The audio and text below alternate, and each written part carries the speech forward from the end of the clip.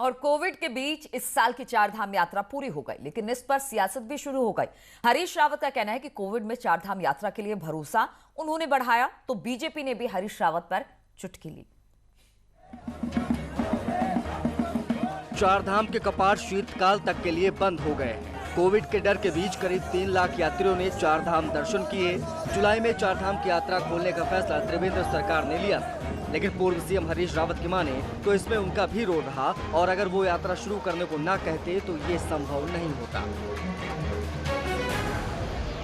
मैं पहला पॉलिटिशियन था जिसने कहा कि चारधाम यात्रा शुरू करो, जिसने कहा पर्यटन शुरू करो, और जो आज भी कह रहा है कुंभ शुरू करो।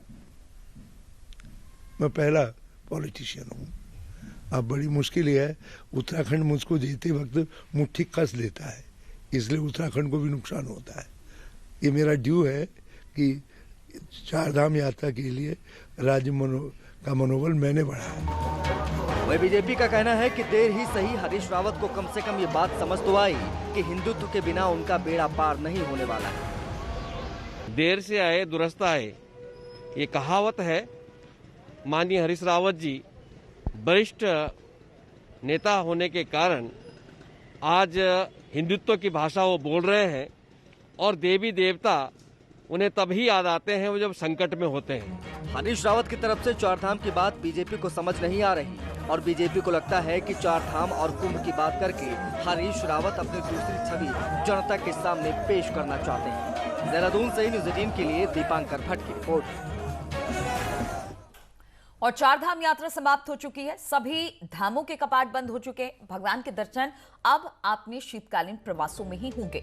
खरसाली, मुखबा, ऊखीमठ और जोशीमठ में अब भगवान के दर्शन हो सकेंगे। अब शीतकालीन दर्शन के लिए देवस्थानम बोर्ड अपनी तैयारी में जुट गया है।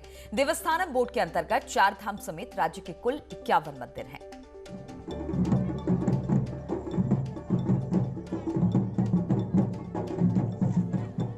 और इसी पर बातचीत करने के लिए दीपांकर भट्ट इस वक्त हमारे साथ देहरादून से जुड़ गए। दीपांकर, चारधाम यात्रा समाप्त हो गई, लेकिन कहीं ना कहीं अपने साथ बहुत सारी ऐसी चीजें लेकर आई। एक तो कोविड काल में चारधाम यात्रा बहुत देर से शुरू हुई, फिर उसके बाद अब समाप्त हो गई है। सियासत भी इसमें बहुत हुई और अब देवस्थानम बोर्ड शीतकाल में मंदिर के दर्शन कैसे करे उसकी तैयारी में जुटी हुई है।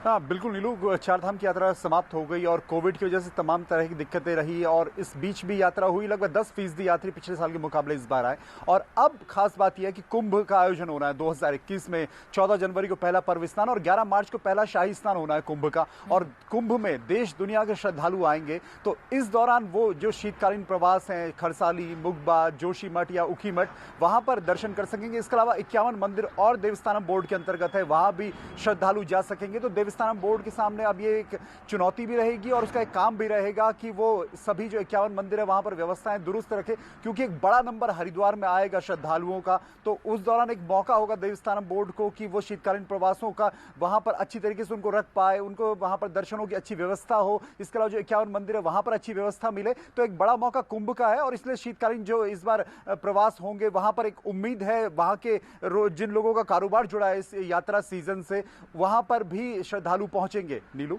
बिल्कुल दीपांकर, और सबसे बड़ी बात यह है कि चारधाम यात्रा एक चुनौती थी कोविड काल में।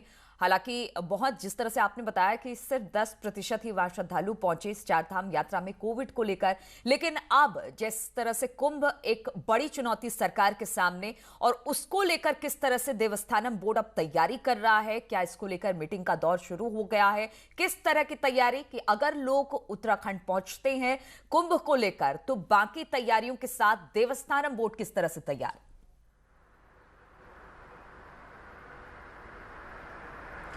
देवस्थानम बोर्ड का सीधा दखल हरिद्वार के कुंभ में नहीं है। देवस्थानम बोर्ड की जिम्मेदारी 51 मंदिरों और 4 धाम की है, लेकिन बड़ी बात यह है कि कुंभ की व्यवस्थाओं को लेकर सरकार अब तेजी में है और अब लगभग 54 दिन बाद पहला स्नान होना है 14 तारीख जनवरी को, मकर संक्रांति का। और उस पर्व स्नान पर पता लगेगा कि कितनी भीड़ कुंभ को लेकर आती है, क्योंकि कोविड अभी पूरी तरह खत्म नहीं हुआ है। तो राज्य सरकार के लिए एक बड़ी चुनौती रहेगा कुंभ का आयोजन, और लगभग 3.5 महीने का कुंभ है। 27 अप्रैल को आखिरी शाही स्नान है, तो यानी जनवरी, फरवरी, मार्च अप्रैल, 4 महीने की व्यवस्थाएं। और इस 4 महीने में जो पर्यटक वहां पर आएंगे, जो श्रद्धालु वहां पर आएंगे, जो यात्री कुंभ में आएंगे, उनकी एक उम्मीद ये जरूर रहती है कि वो उत्तराखंड को देखें, यहाँ के मठ मंदिरों को देखें। तो उस दौरान देवस्थानम बोर्ड तक अगर उन मंदिरों तक जाते हैं यात्री, तो वहां पर उन्हें अच्छी व्यवस्थाएं मिले, मौसम खुशनुमा होता है यहाँ पर सर्दियों में पहाड़ों में, तो दोनों चीजें हैं। बिल्कुल कुंभ भी है। दीपांकर, तो एक तरफ